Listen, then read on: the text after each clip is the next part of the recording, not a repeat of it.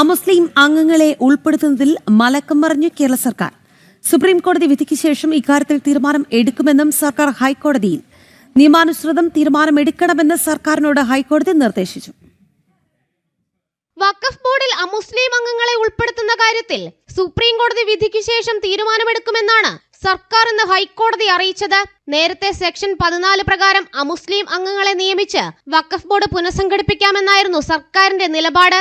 എന്നാൽ അതിൽ നിന്നും പിന്നോട്ട് പോയ സർക്കാർ വിഷയം സുപ്രീം കോടതിയുടെ പരിഗണനയിലാണെന്ന വാദം പ്രയോഗിച്ചു. ബോർഡിലെ ഒഴിവ് ആദ്യം നികത്തിക്കൂടെയെന്ന് ഹൈക്കോടതി ചോദിച്ചെങ്കിലും സങ്കീർണത സൃഷ്ടിക്കാനില്ലെന്നായിരുന്നു സർക്കാരിന്റെ മറുപടി. നോമിനേറ്റ് ചെയ്ത അംഗങ്ങളെ ബുദ്ധിമുട്ടിക്കാനില്ലെന്ന് ചൂണ്ടിക്കാട്ടിയ കോടതി സർക്കാരിന്റെ അധികാരം ഉപയോഗിച്ച് മറ്റ് അംഗങ്ങളെ നിയമിക്കാമെന്നും ബോർഡ് പുനഃസംഘടിപ്പിക്കുന്നതും സർക്കാരിന്റെ അധികാരമാണെന്നും പറഞ്ഞു.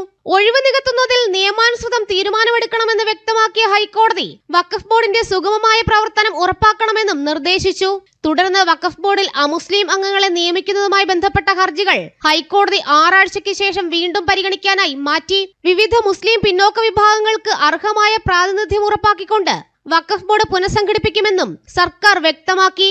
അംഗങ്ങളുടെ അർഹത നിർണയം പൂർത്തിയാക്കണം. കൂടാതെ വഖഫ് സ്വത്തുക്കളുടെ എണ്ണം, മൂല്യം എന്നിവ കണക്കാക്കാനായി ബോർഡ് സിഇഒയ്ക്ക് നിർദ്ദേശം നൽകിയിട്ടുണ്ടെന്നും സിഇഒയുടെ റിപ്പോർട്ട് ലഭിച്ച ശേഷം പുനഃസംഘടന നടത്താമെന്നുമാണ് സർക്കാർ ഹൈക്കോടതി അറിയിച്ചിട്ടുള്ളത്.